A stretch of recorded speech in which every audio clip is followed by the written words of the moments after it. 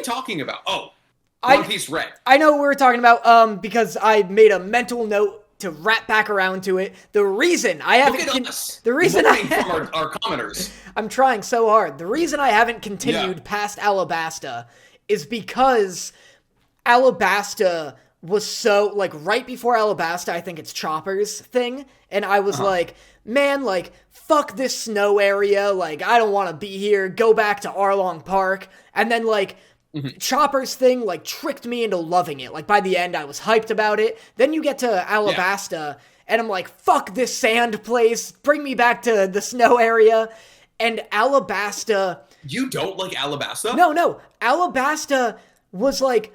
I couldn't believe One Piece could get that good. And it was so good, and it was so long, and it was such a crazy, like, it was like a civil war, and I was astonished that at the end, even though everyone tells me it's not even like an eighth of how good One Piece gets, I'm like, I don't even want to, like, take a step further. Like, it was just so good that I don't even, like... I mean...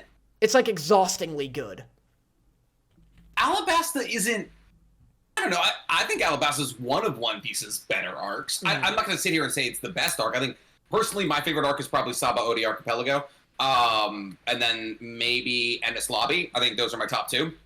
So, Enies Lobby, like, the One Piece goes on an insane stretch. So, basically, it goes Water 7, which is very good. Enies Lobby, which is very, very good. Saba Odi Archipelago, which is very good. And then there's kind of like a middle section where Luffy is training on Amazon Lily that kind of leads into Marineford, and that's like 200 or so episodes in One Piece that you could put up against anything. Yeah. It's like episode like 260 to like 460, I think, is somewhere, maybe all the way to 500 actually. Because there's after Marineford is also an arc, which is fine.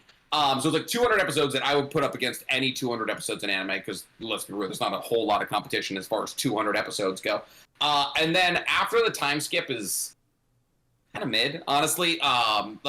Fishman Island is fine. And then there's... Oh, I forgot Thriller Bark is somewhere in there. After... Thriller Bark is somewhere... I hear whatever, like, the current arc is, like, goes super hard. Yeah, Wano. Everyone says Wano. But the CG... You know what's funny? Is we were like, CGI is back, like it's so good. We're like, oh my god, Vash and Trigun is making CGI like a good again. Like, we're gonna see CGI be super viable. The week after that, we get some of the worst CGI moments we've seen in anime in a long time. Blue Lock CGI, they're running. And we were early to this take. We were like, I think like episode 1 or 2, we were like talking about like Blue Lock, really cool anime, like really cool moments, like when they do the spiralize and all that. But sometimes the CGI, if they're running, tough to watch. Yeah, that's tough. Well, so we got... It's weird because Blue Lock does have one really sick CG effect in episode 2 when you're seeing that one kid's like monster. Do you know what I'm talking about? It's like... Yeah, that was wild. That was super cool. Some of the running doesn't keep up. No. Yeah. It's like it's like when they pan up and it's like, it's just like you see them like running at like 2 frames per second and you're like, oh, like it's gross. But like, I don't think you can do like top down drawing of that. I don't know. For some reason, whenever it's like a far out shot of people running, I don't know why it's always done with CGI. And it might just be hard to draw that. I don't know. I mean, you can draw anything. There are definitely some things where I'm like, why is that? Like, why are cars always CGI and shit like that? Maybe because movement is tough. I wonder. Like, you would have to, but like cars are solitary objects, so you would just scan. You know. I wonder if it's not that it's hard to draw, but it's easier in CGI. So like a car, rather than like constantly like as it goes by, like changing the different like perspectives of this box, like a box object is so easy to render in CGI, so like they just get this model and drive it past, I guess. But like and that's the thing is like, so like as CGI gets better, like that becomes more viable. So and then there was the running, and then there was One Piece in Wano, like the most recent episode, Kaido's dragon form. It's like, it's funny because people are like, oh, these last 3 episodes of Wano are like the best animation we've ever seen in One Piece. And then I think whatever the most recent episode was, people were like, it was like Kaido's dragon form, and the CGI just looks cheap. And people are like, yeah, they're saving up the budget for like the cooler fights because this is like a lead up to one of the fights and all that. So it's just like, of course we were like on the take though, like, CGI is viable, and then the next week just made our take look hilariously bad. Speaking of One Piece though, because we're sticking with it, I'm gonna say it. I think One Piece is better in dub than sub, and this is a crucifiable opinion in the One Piece community for some reason. Like everybody hates on the dub, and I think it's more specifically because like there's like a bounce, like when Luffy first activates Bounce Man, the dub voice actor is kind of goofy, and then people say that after Luffy finds out about something that important, and I'm not spoiling for you here, after he finds out something important happens in Marineford, like he wakes up after Marineford, people say that there's like a lot better emotion in the sub, but there has never been a moment in the One Piece dub that I haven't been like, this is really I've never been like, this is cringy. Like it's always good. Like even the background characters in One Piece's dub are very good. I'm not like, I understand why, like, there is the sub versus dub debate, but I do, like, if I'm watching, like, just a real over-the-top, like, shonen-ass anime, like, I want that in dub. Like, shonen has such a weird way of making their protagonists have, like, the most iconic voices ever. Like, you hear Luffy's voice, like, you can impersonate Luffy, Goku, Naruto's voice by their dub, like, Goku's so easily. Goku's voice in sub sucks. Yeah, it's wicked frustrating. I hate Goku's voice in sub.